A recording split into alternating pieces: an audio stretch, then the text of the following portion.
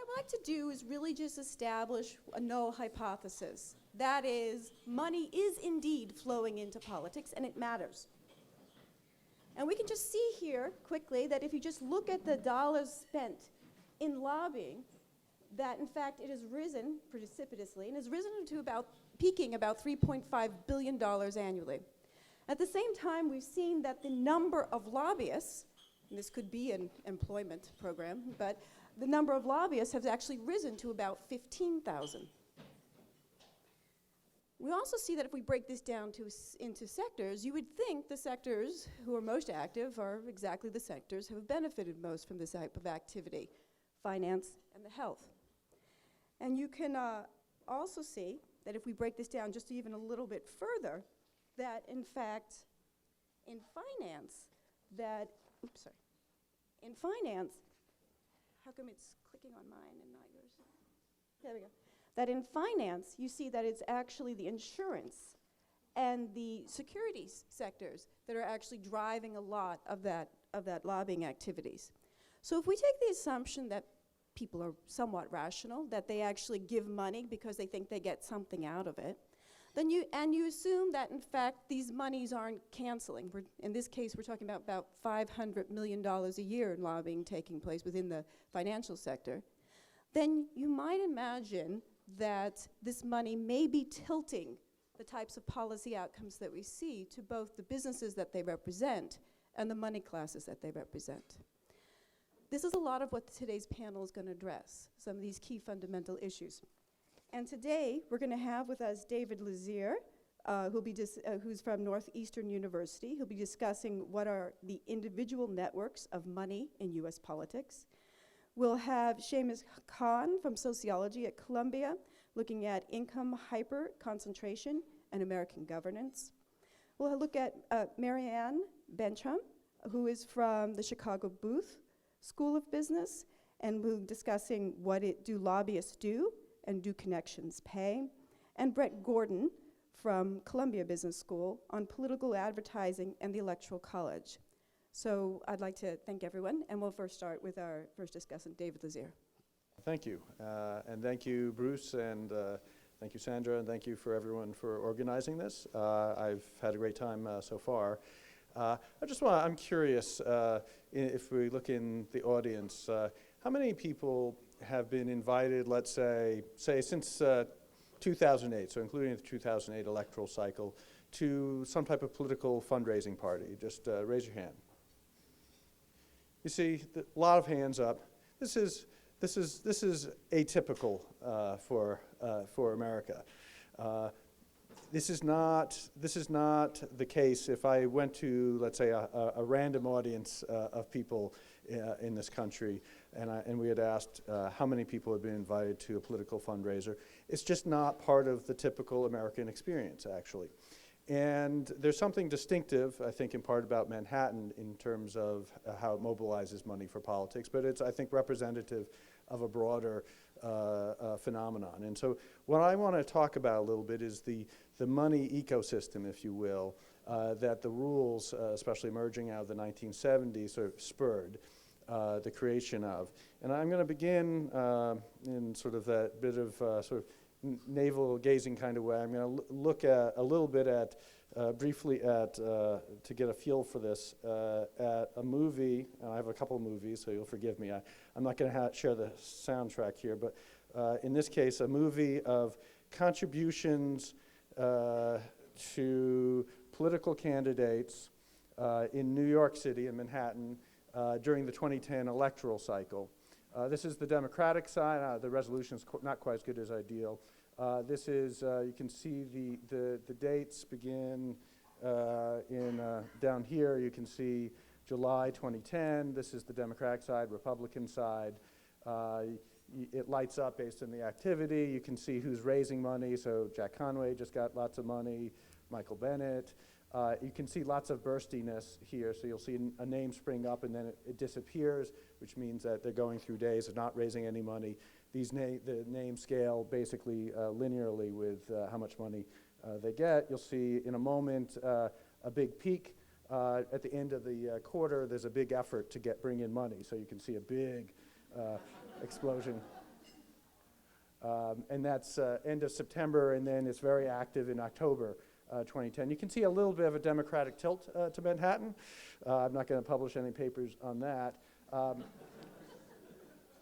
And then it sort of dies down, obviously, in the last period. There are some notable patterns. You can see that sort of the Republican area, especially Manhattan, is the Upper East Side, and Upper West Side is much more liberal, but there's lots of blue everywhere, unsurprisingly. And the oops, sorry, I didn't want to go the other way.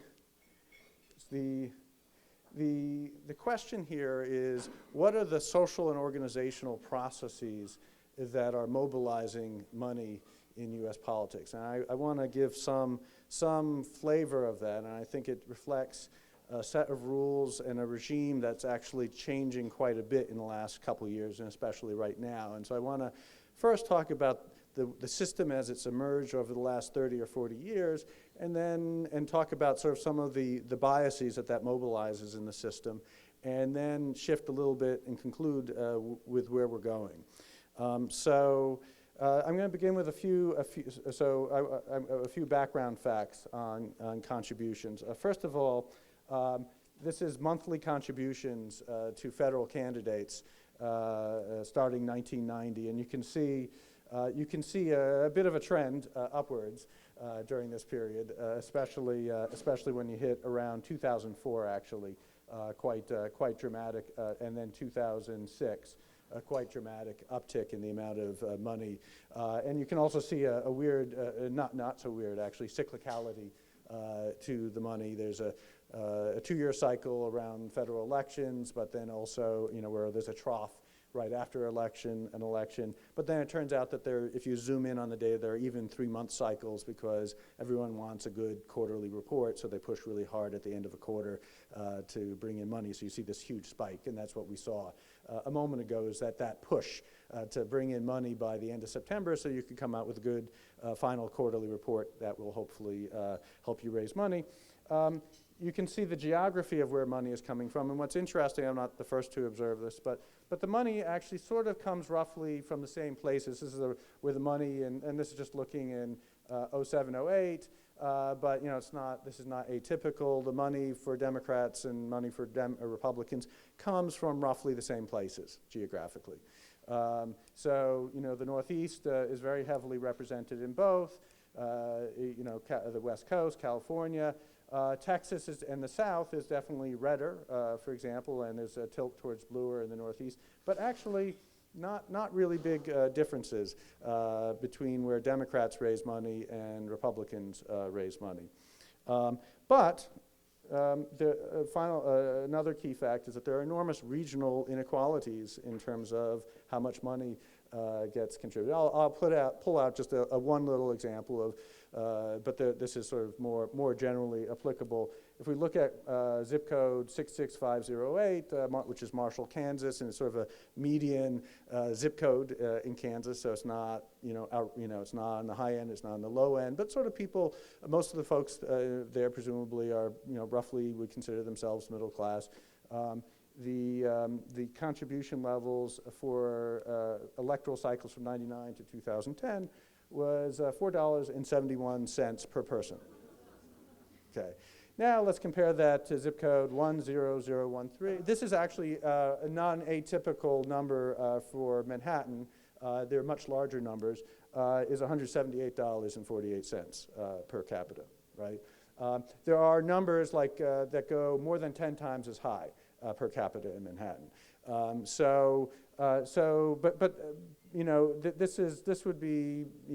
This would be like I said, not atypical, right? So there are these incredible inequalities, and I'm not saying that's a good thing or bad thing, but just a little mathematical fact that there's roughly 30 or 40 times as much per capita in this zip code as compared to that zip code, and like I said, that is a more broadly applicable phenomenon. There are dramatic orders of magnitude differences in terms of how much money is coming from different places in the country.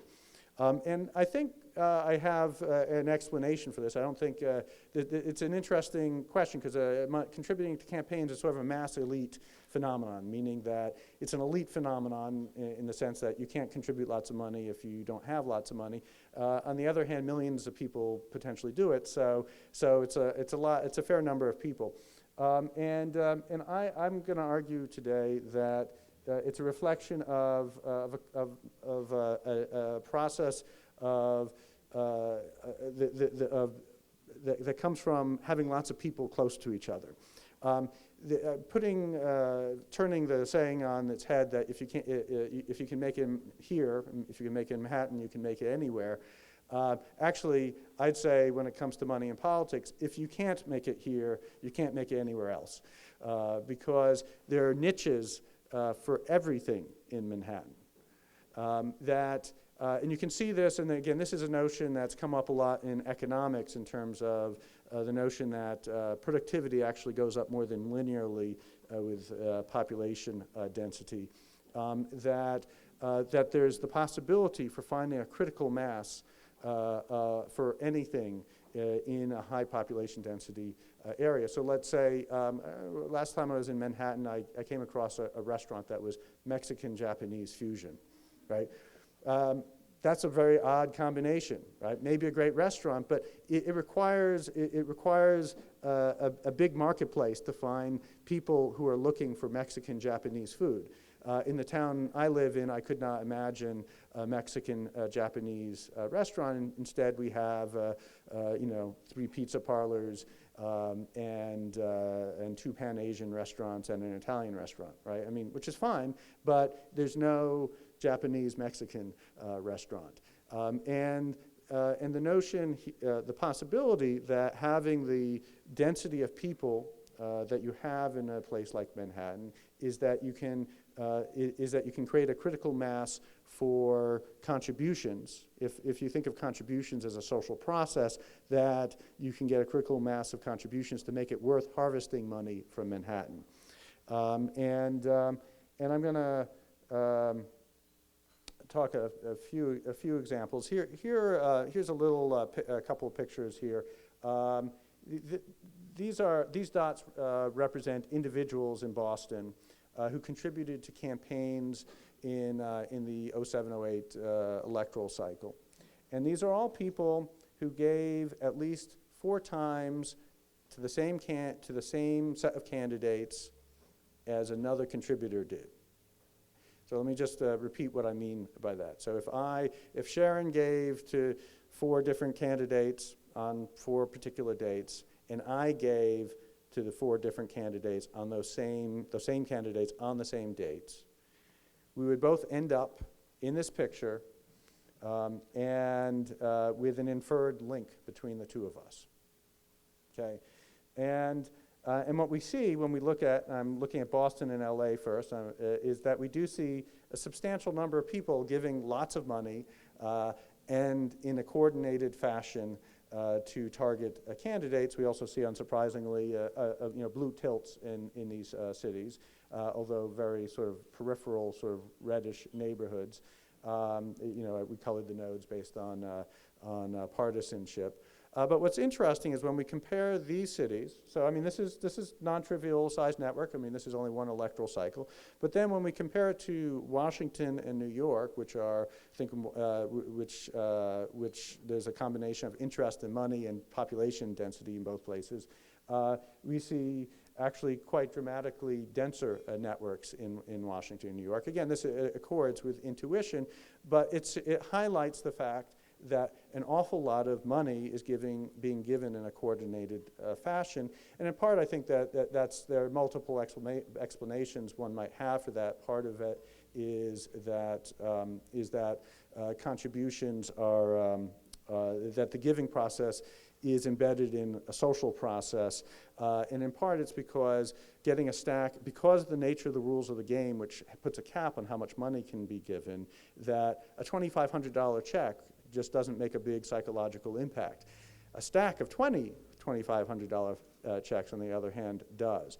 And so having coordinated giving among people who have shared interests is a way of having a much bigger impact. and helps overcome some of the collective action issues inherent in contributing to campaigns.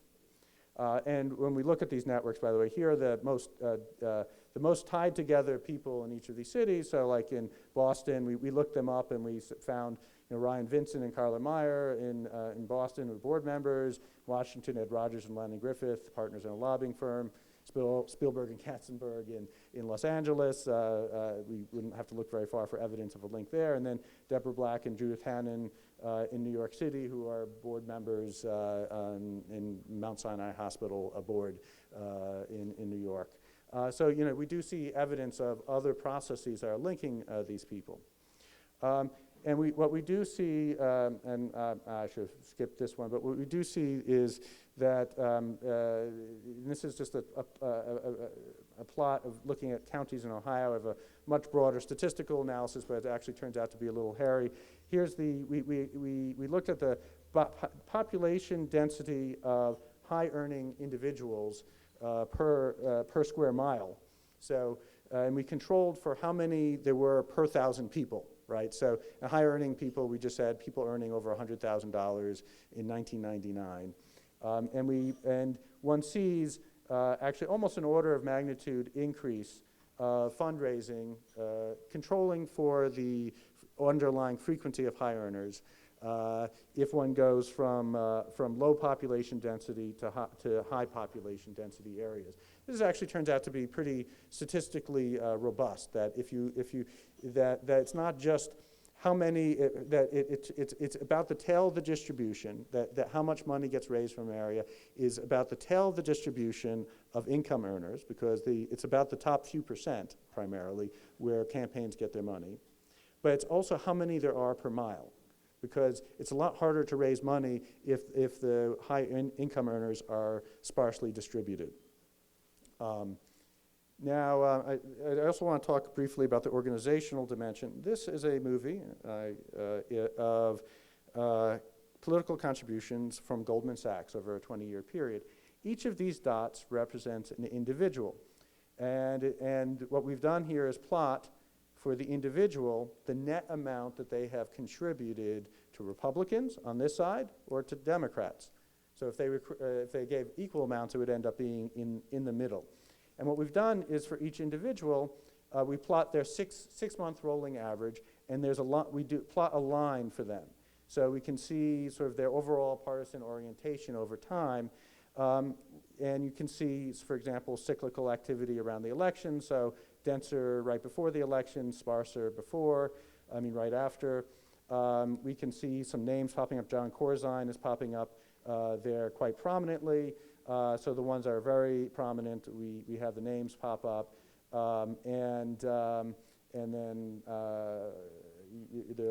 you'll see who is a number of other prominent individuals popping up there, Todd Christie. What we see also is a lot of switching back and forth between parties. I'll just let this run through to the end. And what we'll see at the very end as we get here is there's actually, the Democrats do a lot better at raising money from Goldman Sachs for this period of time.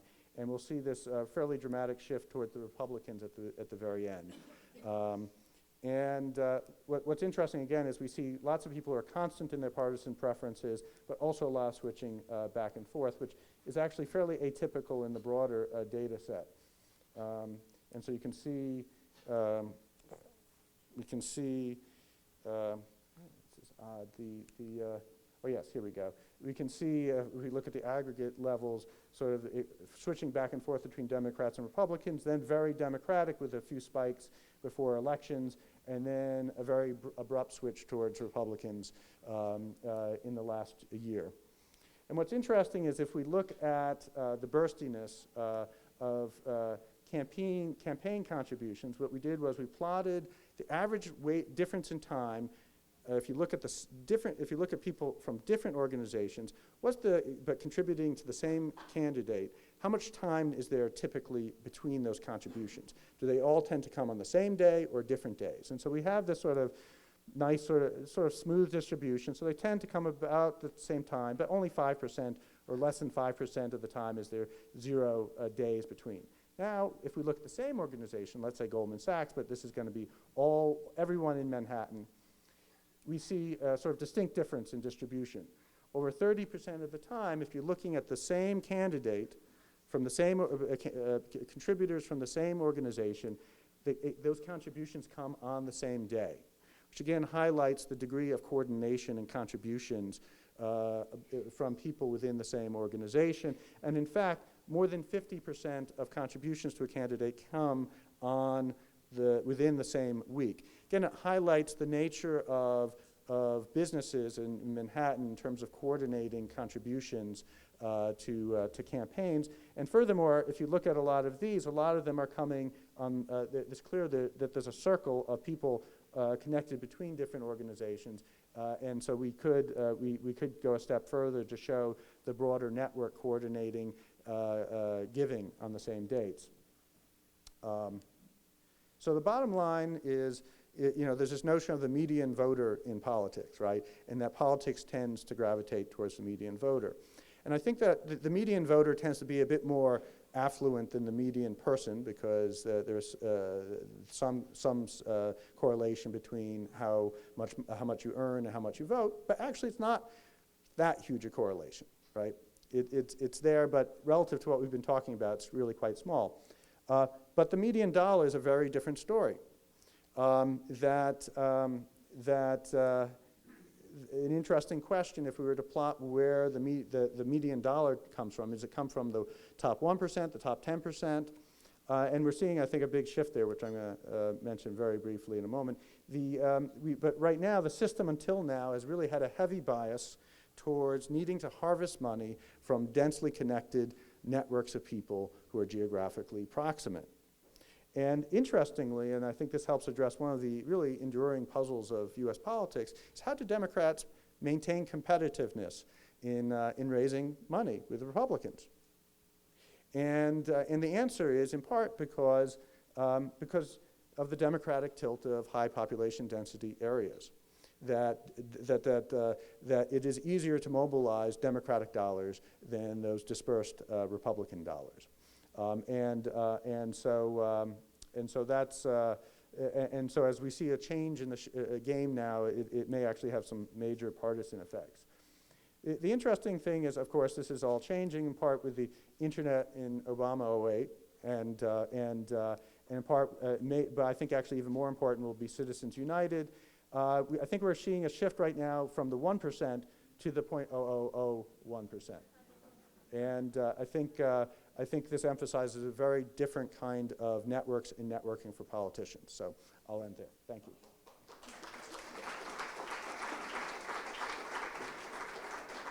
Obviously not Jacob Hacker.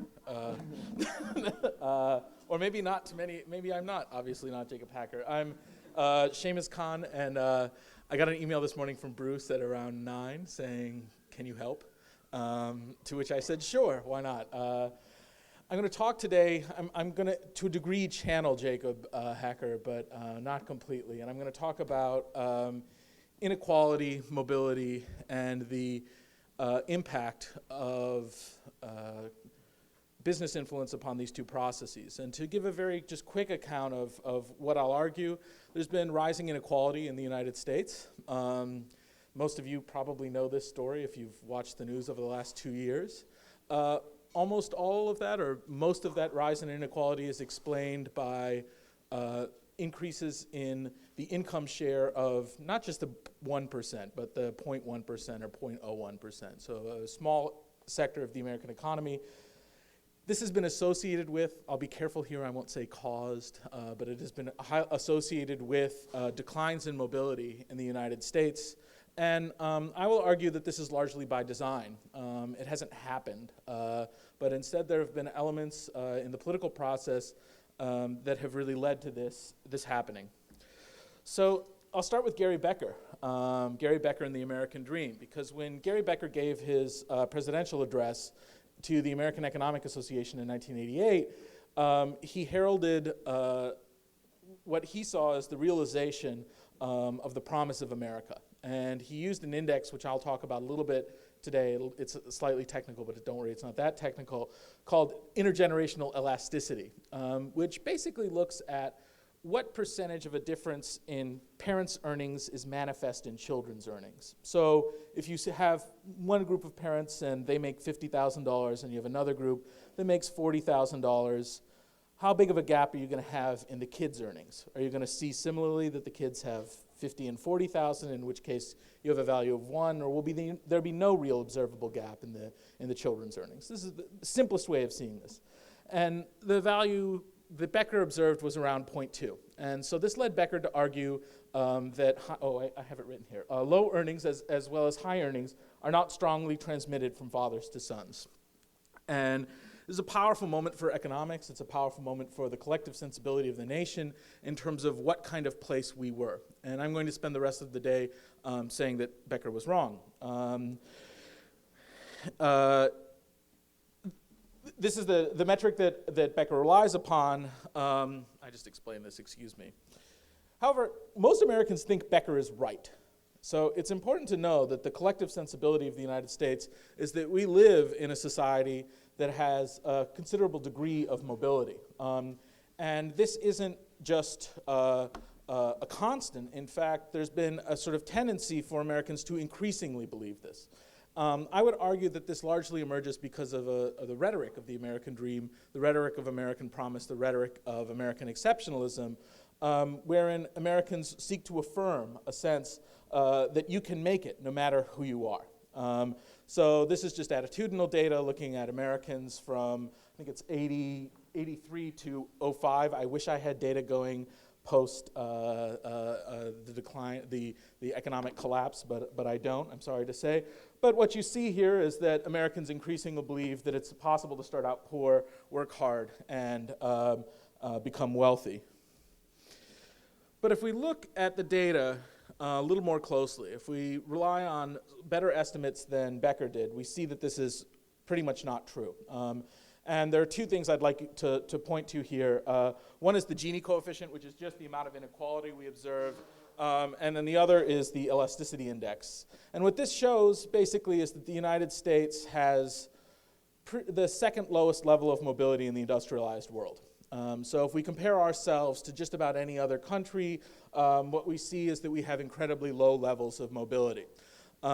So contrary to what many Americans believe, or contrary to the rhetoric of a lot of politicians, it's not the case that the United States, compared to many of its sister nations in the industrialized world, is a nation marked by high levels of mobility. In fact, we're marked by fairly high levels of immobility. Only Britain is worse, and some have questioned even if Britain is worse at this moment in time. Now, the revising of these data is slightly too technical for me to get into in this context, why Becker was wrong, but Becker didn't really have very good data. And the data that we have today, which looks at lifetime earnings of people, or earnings of people over longer periods of time, have consistently demonstrated this case. Now, it's easy for me to show that the intergenerational elasticity in the United States is around 0.5, 0.6, but it's important to think about what this actually means. So what does it mean that we have a level of immobility that's about this high? And here I'd point to what would be the case in the world if Becker were right as opposed to if I'm right, or if most economists now, so this isn't simply my work, the work of Solon and Bhaskar Mazumdar from the Federal Reserve Bank of Chicago have done a lot of work on this. If Becker's right, the chances of somebody who's near poverty having their descendants reach within 5% of the middle class, in general that will happen within about 2 generations, which isn't that bad. If we think about it for a moment, that's actually a pretty good amount of mobility that you might observe within your country. If other estimates are right, if we find that it's, say, around 0.4, we find that it takes about 3.5 generations for someone to reach within the 5% of the middle class. And if we look basically at what a lot of people are telling us this level is today, which is around 0.5, 0.6, it means that you're looking at 5 to 6 generations before someone born into poverty would likely see their descendant reach within 5% of the middle class. Put differently, if we were to extrapolate this backwards, people who were born near poverty in 1861 would today find their children within 5% of the middle class. That's a very long period of time, and that's not a regime that we could argue is marked by very much mobility. Now, the question is, why has this happened, and what does it mean? And I'm going to skip, well, no, this is my doom and gloom story. So, and maybe I will give doom and gloom because I'm obviously the sort of, the leftist of the morning. And maybe not, I haven't heard anybody else yet, but I'm going to argue, I'm going to say things are very bad, and part of the reason they're very bad is because of business influence. So maybe I will give myself some time to talk about this. If we look at this in some kind of context, what we see is that the chances of poor children becoming wealthy are incredibly low, and the chances of wealthy children remaining wealthy is incredibly high. So for example, here I point to the chances of a low-income family have about a 1% chance of reaching the top 5%, whereas high-income families have about a 22% chance. I'll make a side point here, which is that everybody likes to talk about mobility. Because everybody agrees that mobility is a good thing. But it's important to note that if you believe in perfect mobility, you believe in falling as much as you believe in climbing. And it actually makes talking about mobility a little bit more difficult if you recognize that central fact. That is, if you have perfect mobility, everybody isn't better, right? It just means that the chances of children achieving some position are determined not by the status of their parents. So if I were to believe in mobility and if I were to have children, part of that would mean that given my relative position in society, I would think that it should not have an influence on their lifetime outcome. Or put differently, if you assume that skills would be randomly distributed across the population within children, rich people should have as likely a chance of having their kids become poor as poor people. And it's not very difficult to see why many people, even though they give a lot of lip service to mobility, wouldn't really support policies where their own children, particularly people in this room who are relatively well off, would have a really decent chance of not being anywhere near they were, their particular position. We see a certain degree of mobility within the middle quintiles. So we see people moving basically between lower middle and upper middle classes. So you see people move basically between incomes of about $35,000 to about $80,000, and you see a lot of movement in this area. But on the polls, you don't see a lot of people moving to the very, very top. And this is a particularly bad story for African Americans. That is, the effects of immobility in the United States are fairly concentrated by race, so that the conditions of poverty experienced by white people aren't as bad as they are for black people in terms of explaining potential mobility. This is to say that we live in a highly immobile society where those patterns of mobility are patterned. That is, they're not by chance. I will argue that there's a certain degree by design. The second thing to think about here is how much hard work is going to get you out of this problem. And I just want to present some very quick data on this, which shows, or has shown, the decreasing reward to hard work, particularly among poorer people. And here, this will be the middle point. If we look at 3 different time periods, and I'm not, one obvious critique here would be that these are very selective time periods. These are just time periods where surveys were done, so it's not as if I'm not just picking time periods that support my point. And you ask yourself, of people who worked more than 40 hours a week 2 years in a row, compared to those households with similar incomes who didn't, what were their chances of getting ahead? That is, imagine that you're not very well off and you buckle down and you do some work. How likely is it that you're going to find yourself in a better social position than people who have similar incomes to you who don't buckle down and do some work, right? Who don't work more than 40 hours a week 2 years in a row. So it's not just a 1-year random event. What do we see? Well, in the 90s, in the early 90s, those people were more likely to be mobile than the people who didn't work as much. In the late 90s, we see that people were more likely to be mobile. But by the year 2000, we don't find that anymore. In fact, we find that of lower income people who are working more. They're just working more to stay ahead. They're not actually finding themselves to be that mobile. This is a worrying finding. Now, is it the case that we have declines in mobility in the United States? Data here are very difficult to come by, in part because the very criticism that I would throw at Becker as to why he was able to generate an American dream-like scenario was that he wasn't able to follow people over the course of their lifetime. So we couldn't quite see what parents and children were able to do relative to their income. And if you imagine for a moment how far back we can go to interpret or at least or think through how mobile people are, we can't really go back before we have a certain degree of survey data. But I want to note one important thing, and you can probably guess what it is because it's in bold, right? It's that rises in inequality have not been offset by increased mobility. And in fact, that these two things are heavily associated with one another. Now, when we talk about such rises in inequality, particularly in relationship to mobility, but in relationship to society in general, we're often very likely to say, well, as soon as in fact, we had this happen last night over dinner. When people start talking about inequality, there's often a shift to say, well, I'm not that interested in inequality. What I'm really interested in is mobility. And it's a way of sort of two-stepping your way around the problem of inequality. Simply assert here that the relationship between inequality and mobility, while not perfect, are highly associated with one another. And so when we look at the low levels of mobility in the United States and the kind of regime that we have, I can't say that high levels of inequality cause immobility, but I can say that the two seem to be very closely associated with one another. And it's something that we need to worry about to a degree. Now, in general, when we talk about such inequality, we talk about poverty, because poverty is the most comfortable thing to talk about when talking about inequality, because we can all agree that nobody likes to see poor people suffer.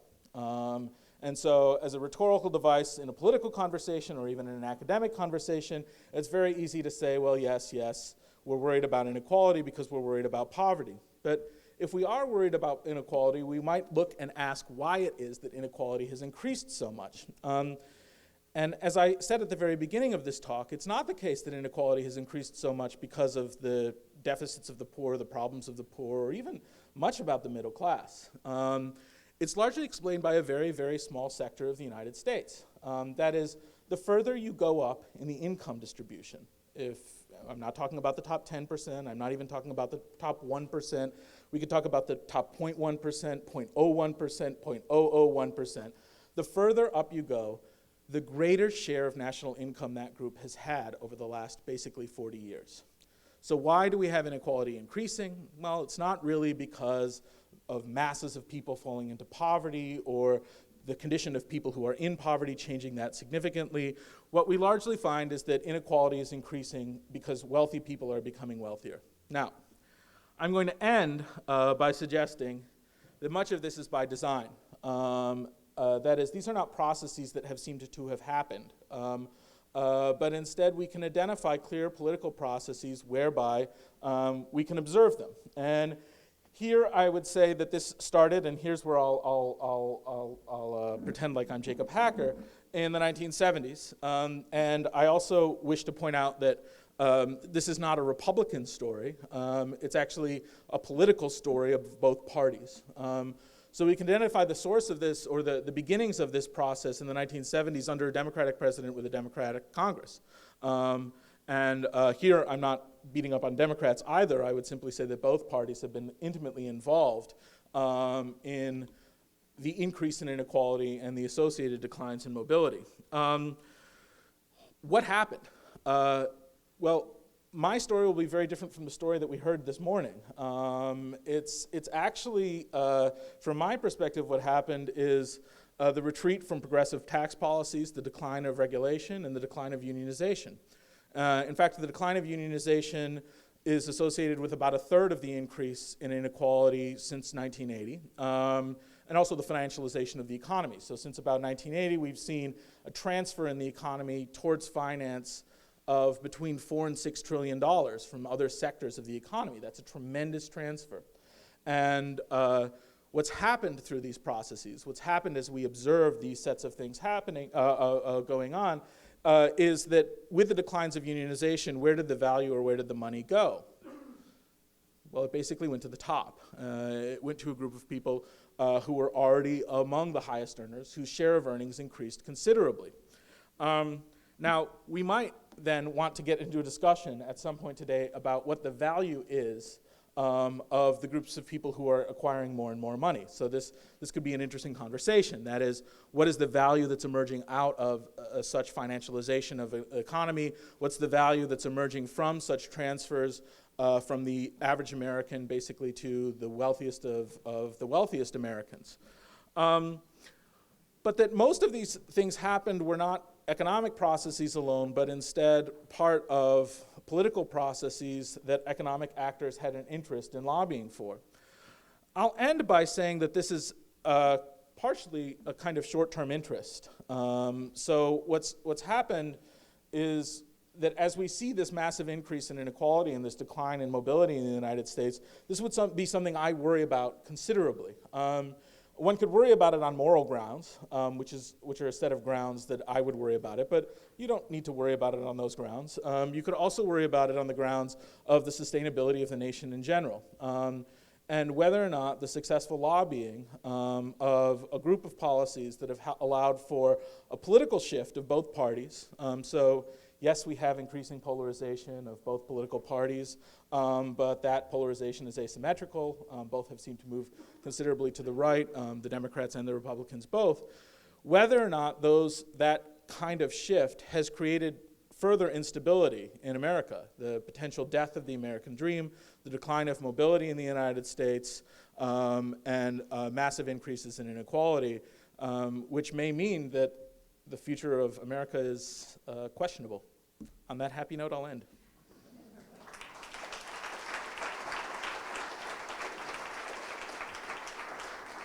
Thanks a lot to Bruce for inviting me. So I guess I won't use this 12 minutes that I've been allocated to just talk about a project on lobbying that is joint with two, I guess one of old colleague of mine, and who's now at UBC. So the motivation for kind of studying lobbying, I think Sharon gave it already. Actually, I have essentially the same figure as the one that you had in your slides, so at least we have the same numbers. It's excellent. We know that lobbying has been is a fairly large industry and has been kind of growing over the decade that we can actually observe it, the decade of which we have data. And the questions that motivated us in this project is essentially trying to have a better understanding of what lobbyists do. I mean, there's two questions. A deeper question about understanding the lobbying process. That's a harder question.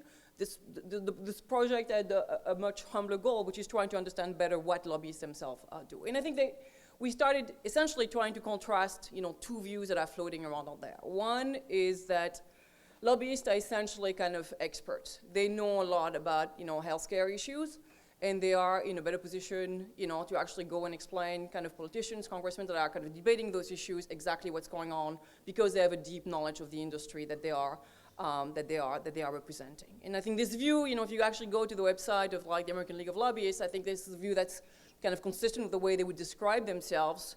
There's a quote over there that essentially kind of again consistent with this idea that, if you need a root canal, you're not going to do it yourself. You're going to hire a dentist. Think about the lobbyists as being, kind of that same expert, like, the dentist.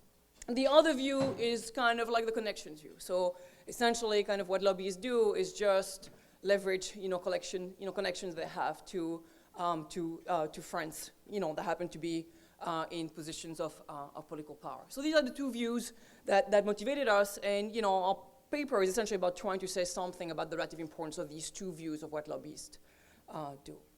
So what we do is, kind of start with, the difficult part, which is essentially the data that we have on, on lobbyists is just not great. I'm going to show you exactly the kind of data that, that we have all available to us.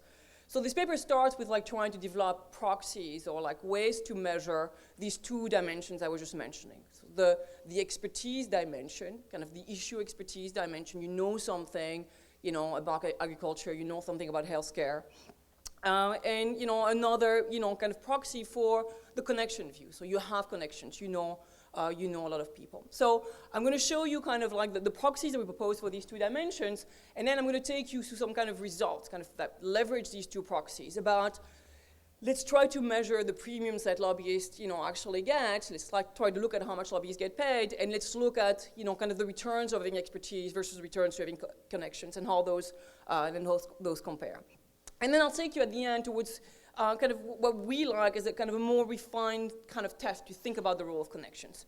Essentially, the kind of test that we have, that we developed in this paper is to try to assess whether, kind of lobbyists stick to issues, or whether they actually switch issues as the people that they are connected to switch issues themselves, maybe because they were assigned from one committee to the other committee.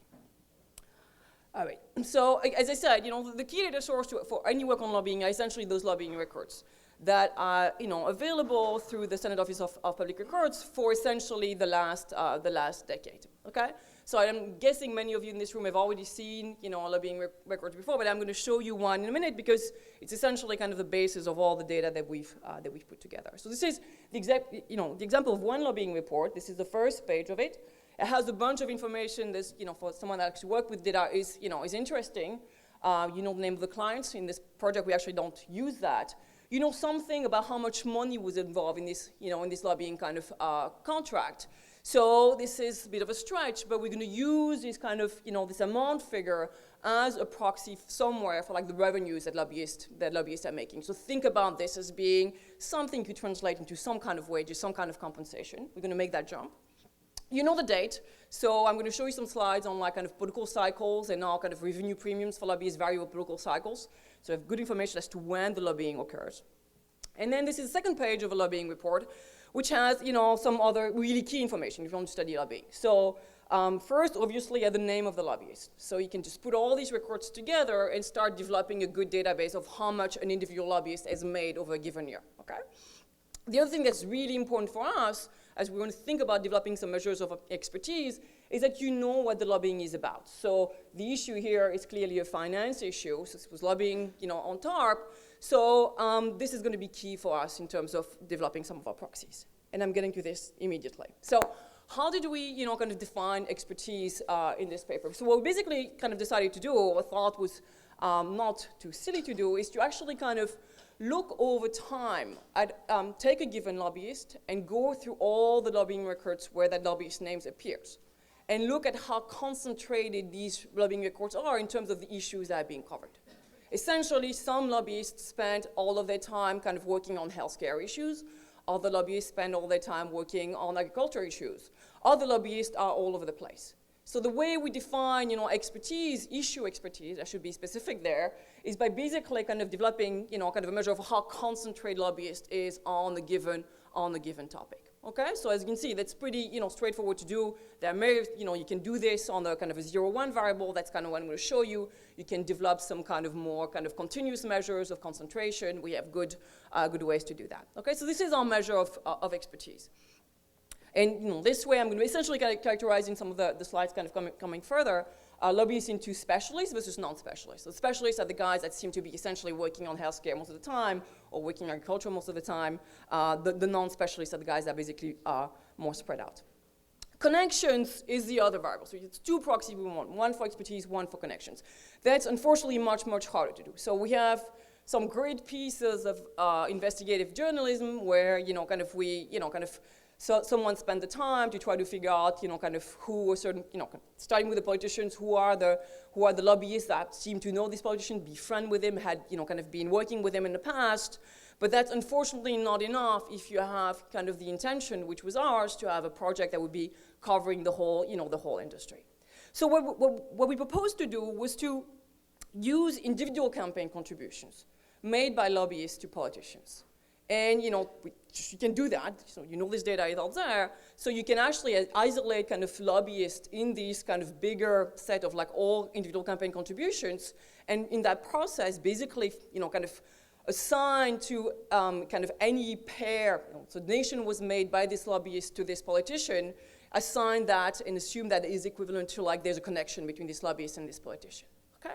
So this process, as you can imagine, is, first kind of was kind of computationally kind of quite intensive, because you essentially you have to do a lot of matching on names to try to find lobbyists in this FEC data, but it's certainly doable. The bigger issue is whether this is a good enough proxy, and I think we do a lot in this project to convince ourselves that it is. I'm going to show you one piece of the convincing that we did. So there was a few years back now, I think, a really kind of nice piece in the New York Times on John Boehner and all the lobbyists that were kind of like linked to him. Essentially, we started with this piece of the New York Times and looked at how our kind of connection identification process kind of worked and compared the outcomes. So essentially, the yeses. So this is the list of lobbyists that would appear in that New York Times article that have connections to Boehner, and the last columns of yes and no's, essentially kind of given our process of actually defining connections as being a political campaign contributions. A yes means we had identified that connections, and no means we had not identified these connections. And you can see we don't have them all, but we did a fairly decent job. And as I said, we have other ways, in the paper to convince ourselves that this is not a silly process. Okay, so let me just now take you through, having defined these kind of two proxies, the kind of analysis that we report in the paper. So the first one is this issue of like wage premiums. You remember when I show you the lobbying records, you know there's an amount figure, so think about using these dollar amounts on the lobbying records to try to define a proxy for how much a given lobbyist is actually worth. Name is on the record, the main name is on the report, so you can define a measure of compensation for lobbyists. Roughly speaking. So this is essentially kind of comparing the distribution of like wage premium across two groups of lobbyists. The first groups are the specialists, the issue specialists, as I defined it before. The second group are the non-specialists. Okay? And essentially what you see from this is that these two distributions essentially sit on top of one another. So the idea that, kind of this seems to kind of go against the view that kind of expertise, kind of having expertise on a given topic makes a lobbyist particularly valuable. If that was the case, you would have expected, I know you've been using colors in the past, the meaning of the colors here is not the same, but if issue expertise was really important, you would have expected the blue distribution to be essentially sitting to the right of the left distribution, and we don't really see that. The next figure is essentially kind of, again, looking at this distribution of wage premium, but no longer comparing specialists and non-specialists, but comparing lobbyists that have connections, the way that we constructed it, to lobbyists that do not have connections. And here you start seeing these two distributions kind of moving apart from one another. So you can see clearly now that the distribution of wage premiums among lobbyists with connections now sits, significantly, and I can assure you of that, kind of to the right to the distribution of lobbyists that do not have connections. So again, these two pictures are kind of consistent with the view that connections associated with like kind of wage premium, expertise, at least the way we define it, is not. Here's another take on this. Essentially, so right now, I've not made any use of like the time dimension. The lobbying reports, as I stressed, allow us to track, kind of the wage premiums over time for a given lobbyist. So this is essentially kind of doing that and now asking whether we see kind of that the premium that certain lobbyists get varies in a systematic way over the political cycles.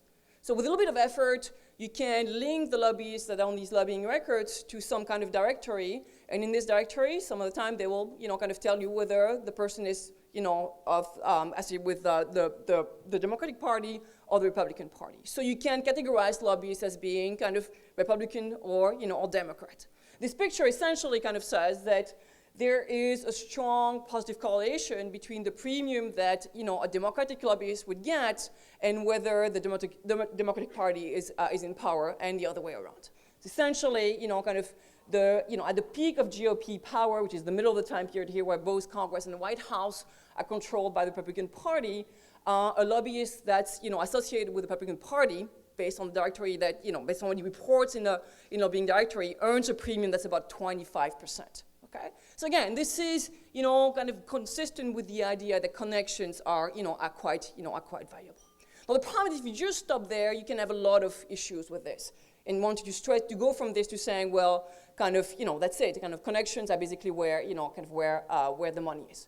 One way to think about this picture that would be of a very fairly different spirit, is that the nature of the issues that are being discussed in Washington also change over the political cycles. So assume that Republican lobbyists know much more about, finance, and let's assume that kind of when, Republican Party is in power, there's much more finance issues being discussed by, by committees. Well, the expertise that they have would be more valuable, and hence you could get these pictures, even if connections per se are not what mattered, okay? So the central part of our paper was essentially to think about a more formal test, to think about the value of connections. And the test that we developed is essentially kind of very, very simple. We focused on members of Congress that switch committee assignment, okay? So think about it this way. Start with a member of Congress that is currently covering, agriculture issues in this session of Congress, okay? And you can find all the lobbyists that are essentially kind of working with him on agricultural issues, okay, in one session of Congress. Now, let's move to the next session of Congress. The politicians that was, on the committee covering agricultural issues now switch to health-related issues, okay? An issue that's fairly different from where he started with. Now, let's look at the lobbyists that were working on agriculture. Are they switching to, healthcare as the politician is switching? And let's, basically identify this by separating among the lobbyists that were covering agricultural issues with the congressman kind of before, those that have personal connections to the politicians compared to those that don't have those personal connections. So more precisely, our test was essentially to ask, I have these politicians, he's switching kind of committee assignment, he's switching issues. I see all the lobbyists that were working with him, on agriculture. I can separate those lobbyists into two buckets, the one that have personal connections to the politicians, the one that don't have connections to the politicians. Let me look now at these guys in the next session of Congress, these lobbyists in the next session of Congress. Can I systematically predict what they're gonna be working on? And if connections matter, what you'd expect to see is that there would be much more issue switching among those lobbyists that are connected than among the lobbyists that are not connected, okay? And this is essentially kind of what this test does. So defining issue overlap, I kind of went through a shortcut because as you observe, you never observe in the lobbying record exactly who a lobbyist is lobbying, but you know on what issue they're working on. You can go from issue to committees, and that's essentially kind of how we, formulate this process. So we would define an overlap between what the politician is working on and what the lobbyist is working on by essentially saying, well, this politician is sitting on this, on this committee. These are the issues covered by this committee. These are the issues that I see the lobbyists working on in certain session of Congress. If I can see them working on the same kind of issues, well, they some kind of issue overlap. So the outcome of the test, I'm going to spare you. So it looks like just there's lots of regression analysis with lots of kind of controls and things like that to assure us that our results are, are fairly stable. But essentially what we find is kind of what, we would have expected if, issues, specialization was not so important, but connections was much more important. This essentially kind of is a regression of the amount of overlap there is in the next section of Congress between what the politician is working on and what the lobbyist is working on. And the independent variable is whether there's a connection, personal connections between the lobbyist and the politician in the prior section of Congress. And what we find is a positive correlation between those two things. So essentially, these results say that lobbyists are going to be following politicians as they switch issues and not stick to the issues that they were working on in the past if the connections was there. And quantitatively, these results are actually quite important. So if there is a connection between the politician and the lobbyist, that it basically increases the likelihood that the lobbyist will follow and switch issues and follow the politicians in terms of what they work on by about 30%. So in terms of magnitude, these effects are actually quite large. So again, as a summary, I think the goal here was first, to try to think about ways to define expertise and connections, which we think are kind of central to try to understand what lobbyists do. That's the first part of what I told you about. And then putting together a set of tests, try to separate where the value of lobbyists was. And consistently, I think across all those tests, we tend to find kind of evidence that connections are, very valuable, that, they vary over the political cycles in a way that's consistent. So kind of Republican kind of lobbyists earn higher premium in times where kind of Washington is dominated by Republicans. And, kind of maybe even more kind of saliently, it seems that what determines what lobbyists work on is not as much what they know, because then they would be sticking to agriculture if that's what they've been working on, but more who they know, which is consistent with like switching to new topic as the people that you are kind of personally connected to themselves switch to new topic. Okay, I'll stop there.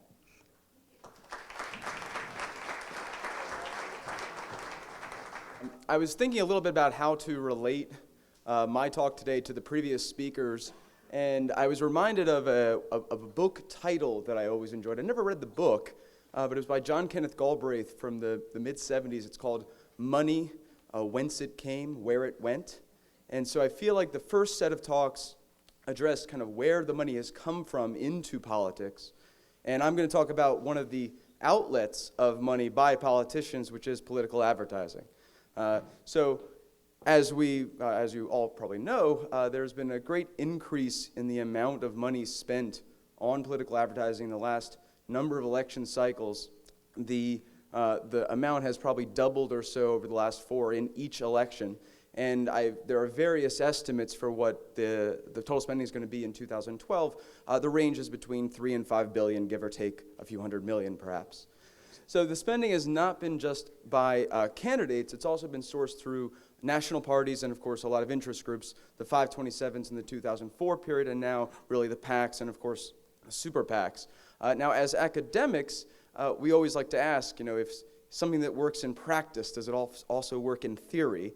And so there's been a good amount of work to check, given how much candidates are spending, we expect that candidates do in fact believe it is doing something for them, that spending all this money is getting them votes in some way. But a good question is, how much does it matter? So there's been some work on this, some of it by myself more recently. So to tell you, one way of kind of quantifying how much it matters is not just to say, if I spend $100,000, how many additional votes am I going to get? That might be very, very interesting for a number of candidates. But if we want to look at more of a kind of election level question, so we have some data that I'll show you in a little bit that is candidates spending on advertising at the market level. We have this for the 2000 and 2004 presidential campaigns.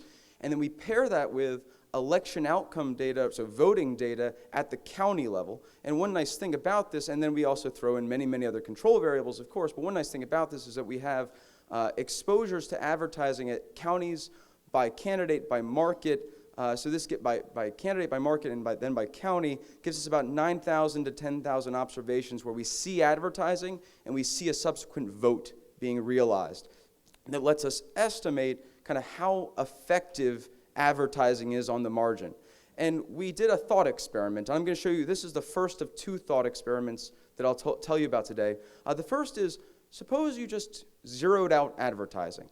So you kind of wanted to understand how the election what would have happened if kind of it had been without advertising factors present. So we calculated that, and I'm going to show you the following. The more interesting case is in 2000, and that's what I'm going to focus on for the rest of the day, but I just want to draw your attention to a few things. First, these are the observed electoral votes that we know from the 2000 election, and some people may debate that. I won't go into that discussion. But there are the electoral votes if there's zero advertising, as predicted by our model. And this is, I should very much emphasize, holding all else constant. And there's a great deal then that we're holding constant, I'll be the first to admit. The reason that this happens is with zero advertising, 3 states switch sides. Bush picks up Oregon, which is worth 7 electoral votes, and Gore picks up Florida and New Hampshire. Now, the interesting thing to note about those states that switch is each one is a decisive state for any given one of the candidates. If only one of those states had switched, the outcome of the election would have also changed. And the last column that I'm showing here is simply the total spending on advertising by each one of those candidates in all 3 of those states. And I think the striking thing to note is that these are not very large numbers. So very little advertising spend actually had a very, very kind of potentially strong effect on the election outcome. Okay, so first showed you that advertising then can shift elections. This leads maybe to a slightly different question, a little bit more of a broad question. That is, if we had to think about electoral designs, how do we design an election contest? Is there a way to make the election outcome less sensitive to the advertising? That's a very good question, a very hard question that Bruce posed to me last night. And I couldn't think of a good answer in time, but it did follow very naturally into the two questions we do consider. And that is first to get an understanding of how exactly candidates are influenced by the Electoral College in the current system. And then suppose you could look at some alternative world where we had another system of voting, what would be different? How would candidates advertise differently? How would voters behave differently? And what would the election be? What would the outcome be? So in the current system, the major thing to realize, and I'm sure this is not kind of a surprise to any of you, is that we have this winner-take-all kind of style of a contest in the Electoral College where it's winner-take-all for every state. And for those of us who live in New York, I think we often kind of forget the barrage of advertising that occurs during many election cycles because we simply aren't exposed to much political advertising for general presidential campaigns. And that is the case. So the candidates focus very intently on these battleground states, which have shifting identities from election cycle to election cycle. But in general, they represent about 1/3 of the population, and they get well over 90% of the election spending in those 1/3 of the population states. This means that we are minimizing the role of the voters in really the 2/3 of the rest of the country. And this is evidenced by the fact that even controlling for many, many factors, there's lower turnout in non-battleground states, perhaps because voters are just less a part of or aware of the election process. And if you believe, and this is a fair open question, to the extent that there is content, informative content in the political ads, you might also worry that the voters are less informed in these non-battleground states about making their decision. So what I'm showing you here then is kind of the status quo. This is the 2000 election. These are spending. This is GRPs, gross rating points, a standard kind of quantity measure for advertising that adjusts for exposure rates. And this is the Republican spending. On the bottom, on the x-axis, you see the state vote margin. So on your left side, you're going to look at Democratic strongholds, and on the right-hand side, these are going to be Republican stronghold areas. And as you can see, this very kind of clearly peaked pattern where there is a lot of advertising in these battleground states in the middle where there's a very small vote margin of victory for Republican versus Democrat, and then very little advertising on the sides where neither candidate expects to either win or lose. One candidate expects to win, one candidate expects to lose. Some kind of obvious choices, that is New York right there. So the Republican candidates didn't advertise in New York because they knew they were going to lose. And this is, of course, Florida. And if you look at the Democrats, it's a very, very similar pattern. Okay? So then a question then to consider is, what if we change the election itself? What if we change the style of the election? And a very common alternative that has been bantered around, especially a lot in the press, and is a direct popular vote. And especially after Gore lost the Electoral College in 2000, there was a lot of discussion in the media, I'm sure you can all remember, saying, if only we had a national vote, then Gore would still have won the election because he did win the popular vote. However, the problem with that kind of analysis is it ignores a very important thing. It ignores the fact that if you change the election, you're also going to change how candidates campaign and where they allocate advertising to. And I just showed you that advertising does in fact matter. It does shift voting outcomes. So if that's the case, then with a new allocation of advertising, we might see a different outcome to the election. So one nice thing about a direct popular election is that all states become in play. There's no more of this winner-take-all rule for any given state. Okay? And there's also a good amount of popular support for this. So a large majority of Americans have supported this in a number of polls. And there has been this national popular vote bill that has gained some momentum. I think I even saw an ad for it during one of the last presidential debates. And this leads to a simple question of, if we had a direct national vote, would this result in some more equal distribution of advertising? And kind of also quantitatively, what would actually happen? Would there be more or less spending, and if so, if a change, how much of a change? Would there be higher voter turnout or not, and how much higher if it were? So we developed a model, and I'm skipping over really 3 to 4 years of my life here, but and summarizing it for you beautifully in just a few slides.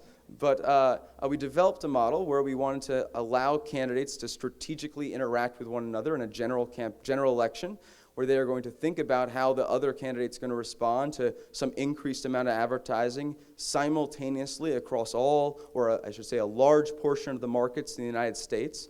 And we first fit that model to data that we observed, and then we changed the model and said, well, suppose instead of playing by the old rules, they play by this direct popular vote rule. What would have happened? What if this was the case? So this is the same data I showed you earlier, just layering on top the Republicans and Democrats. I just want you to remember that pattern.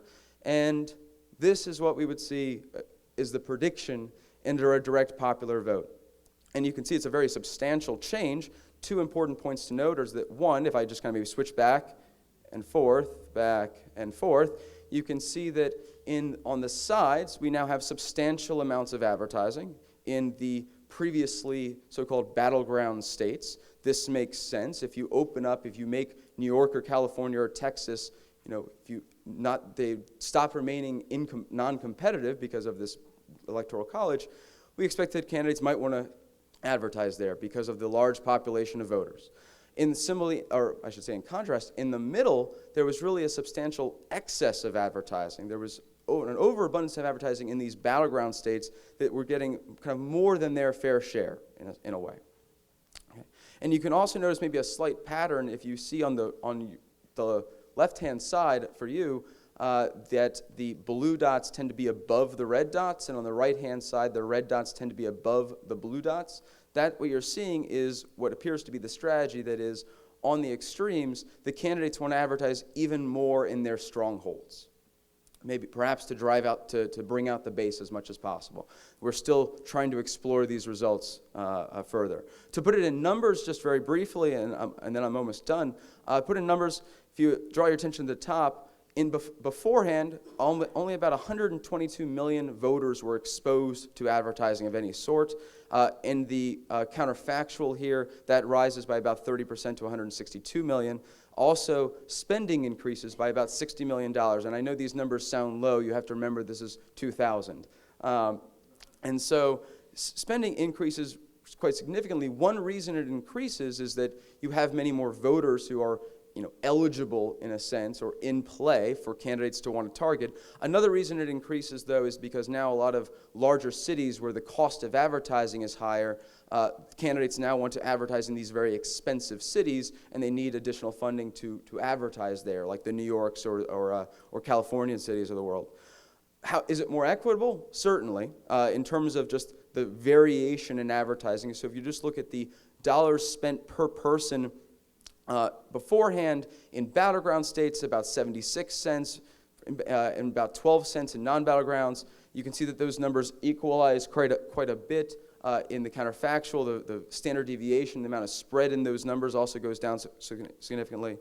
And maybe lastly, what happens in the election? Well, it turns out, at least the prediction from the model, is that Gore strengthens his win. He picks up about 750,000 additional votes. And nicely, turnout increases by about 1.5%. That's about 2.5 million people. So a lot of this makes sense from an intuitive standpoint in terms of thinking about how the Electoral College works and how a direct popular vote works. One of the kind of nice things about, or one of the contributions we wanted to say for this paper was really about the fact that we're putting quantitative predictions to it, not just saying about how much what direction would it go, but also how much would it change. So in summary, political advertising you saw can shift an election outcome, and if you change to a direct popular vote, this would bring all the states in play. You'd get increased voter turnout, which seems like a valuable thing to have. We want more people involved in the electoral process. But it would also likely increase the importance of fundraising because you're going to also have a larger number of voters that a candidate seeks to address, and these also tend to be in more expensive places to address. Now, this is a retrospective course, study. We have to have data, then look back and understand what happened. So looking forward to 2012, I don't have any very good predictions, but instead I'll rely on someone who was more a part of this. So when asked about the effects of super PACs in 2012, this is the CEO of CBS had the following to say. He simply says, there's going to be a lot of money spent. Not saying that's the best thing for America, but it's not a bad thing for CBS. Thank you very much.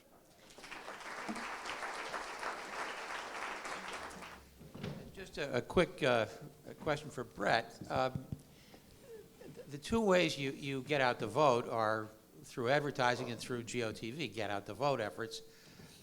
Do you have any intuition, you probably haven't studied this systematically, if you shifted to popular vote and a campaign manager had a marginal dollar to spend, would it make more sense to spend the marginal dollar on TV advertising or on retail get out the vote efforts? That's a very good. Is it on? It's on. Okay. Sorry.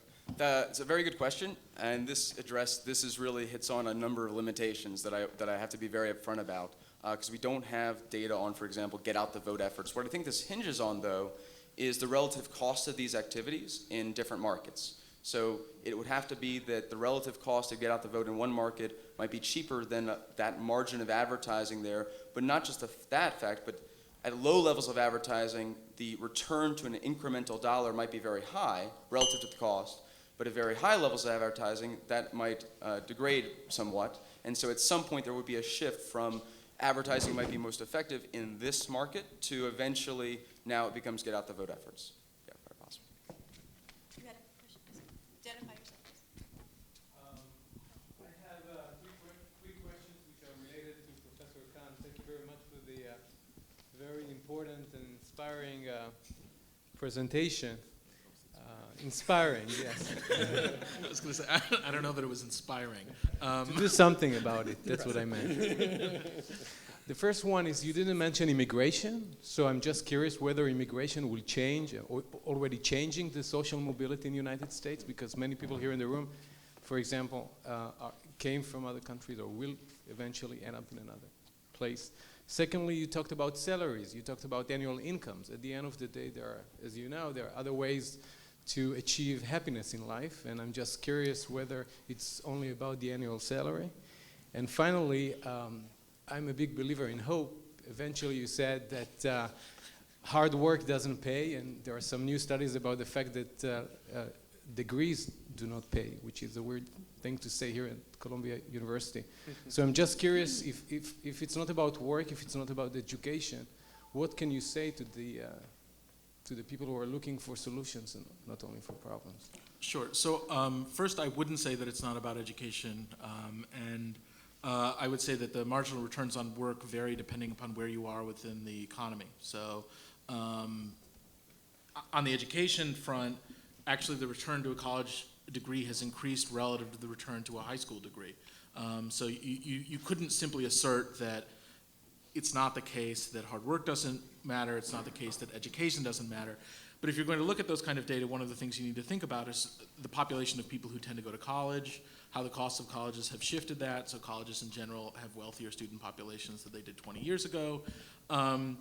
So that story is a little bit more complicated, and I would say that in particular, the returns to longer amounts of work were for a subsector of the population, which was, I was looking at people who were basically lower middle class. I don't have an answer for you on the immigration question, although I will say that rates of immigration have shifted in the United States, but contrary to a lot of the rhetoric about, oh, there's so many more of groups of people, it doesn't really seem to be the case. In fact, there are lots of patterns of migration that are a little bit messier. And the second question was, you had hope, education, I'm sorry? Okay, yeah.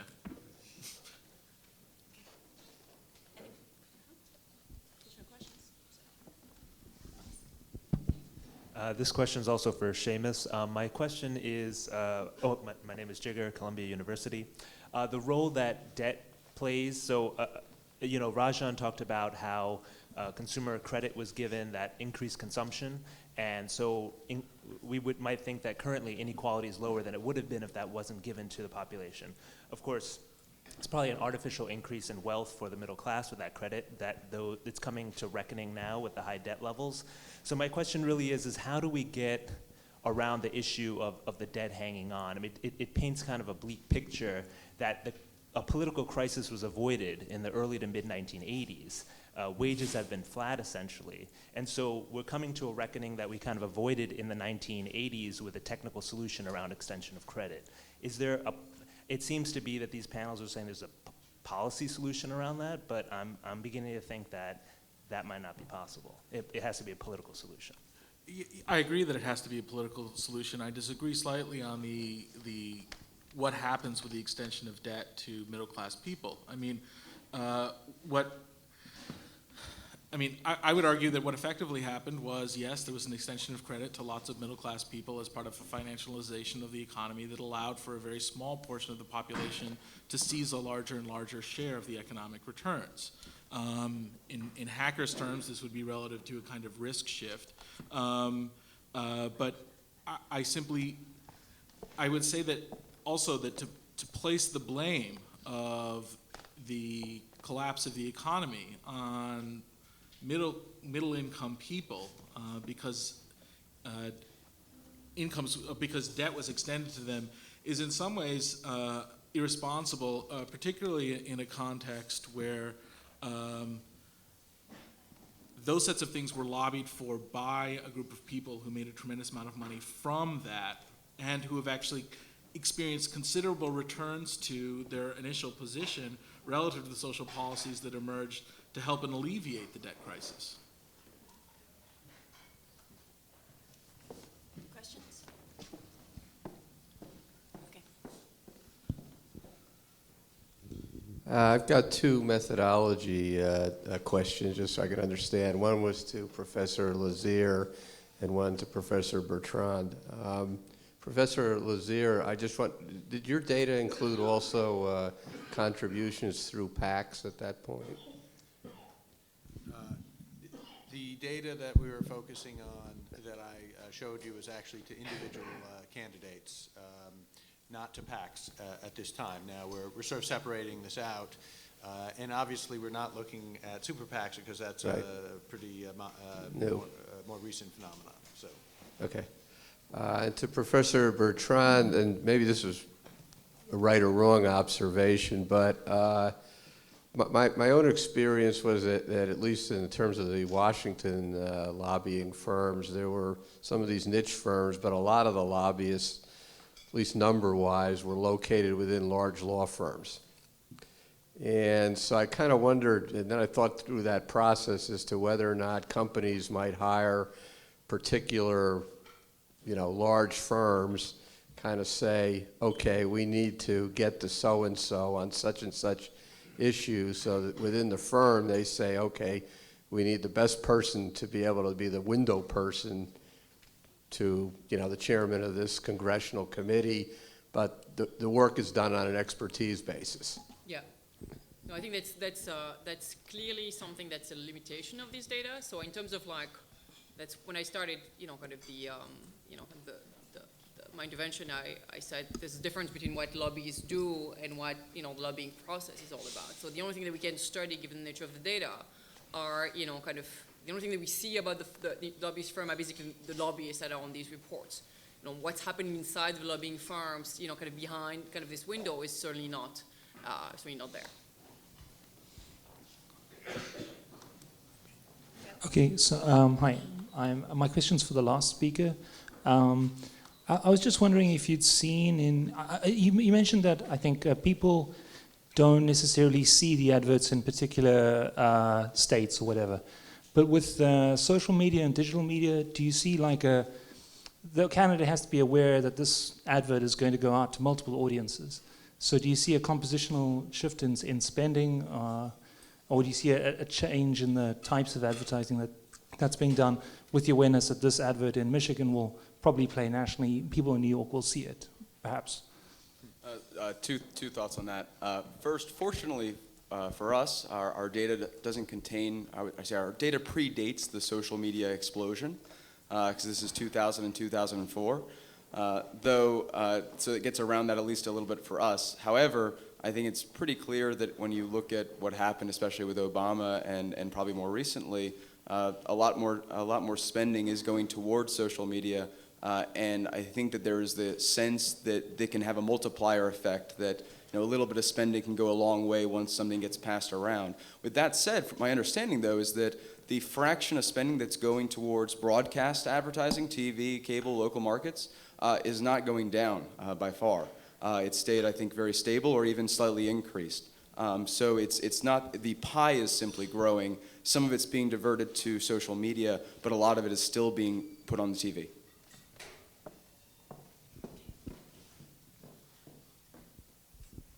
A question again for Professor Gordon. In your thought experiment,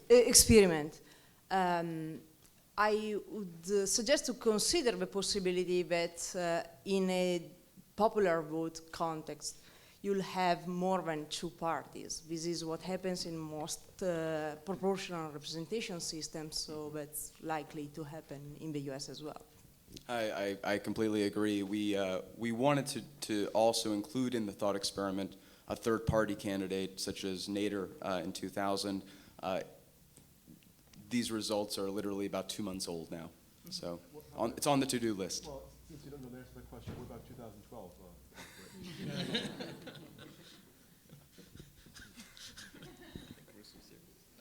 Okay. I was taking that as a joke from you. I think he was serious, but okay. Any other questions?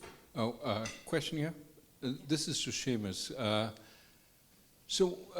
The question, one is a technical point and one is a question. The technical point is, you said something about mobility should be equal in both directions, and the top should fall. Well, that's true if only you have only a flow, but if you have a stock, if at the top you also have family wealth, you have to be really incompetent to destroy that within one generation.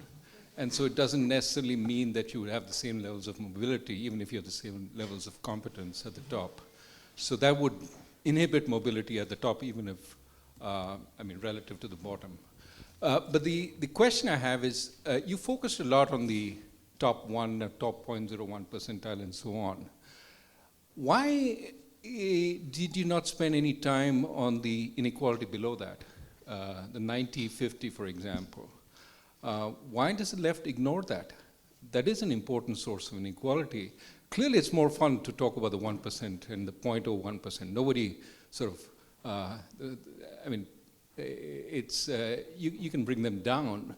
But what about bringing the people at the 90th at the 50th percentile up? And a lot of the energy is spent on the 0.01%. But why not on the 90-50 divide? Because the 0.01% of the people who are seizing a greater and greater share of the national income. I mean, if you have a pool of income and you have one group of people who's basically stagnant and another group of people who are moving, just as a kind of methodological point, you can't explain variation in outcomes by a constant. And if you're looking at basically middle or poor America, not much is changing within this population. Now, I certainly agree that as a subject of public policy, one needs to think quite critically about what should be done about the vast majority of Americans. I'm not a person who thinks really about public policy very much. I simply would assert, and I wouldn't really back down from this, that if you want to explain why inequality has increased in the United States since 1970, the factor that you have to look at is the income share of people at the very, very top. It's not being explained by other kinds of factors. That's basically what's happening, is a great shift in income from the vast majority of Americans to people at the very, very top of the distribution. And so understanding that process is incredibly important. And a second point about this would be that when talking about inequality, I think our intuition is to talk about poverty, and we need to talk about wealth. I mean, I guess I would turn the question around and ask, why is it so uncomfortable to talk about a wealth or income policy among a group of people? Well, this part of the conversation has only really happened in the last few years. And as just a final point about this, the kind of conversation that's happening relative to, say, Occupy Wall Street or something like this is not a lower class or middle class based movement against elites. I basically think it's a movement among the top 20% against the top 0.01%. Groups of people who assume that they should be getting a greater share of the national income, who basically are identifying very wealthy people as seizing a greater and greater share. This is not about poverty policy, for example.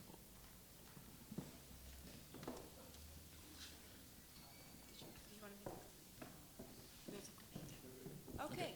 All right. Well, thank everyone.